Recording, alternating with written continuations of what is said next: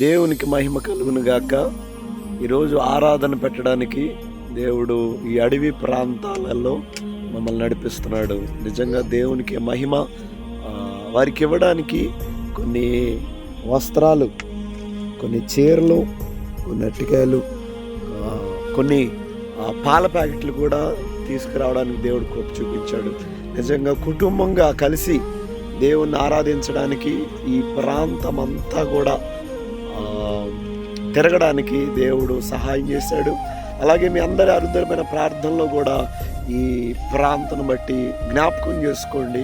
ఈ ప్రాంతం త్వరగా ప్రజలందరూ కూడా యేసు రక్తంలో కడగబడే విధంగా, మార్చబడే విధంగా, ప్రజలందరూ మంచి మార్గాన్ని తెలుసుకునే విధంగా మీ ప్రార్థనలో జ్ఞాపకం చేసుకోండి. ప్రైజ్ లో చాలా మంచివాడు.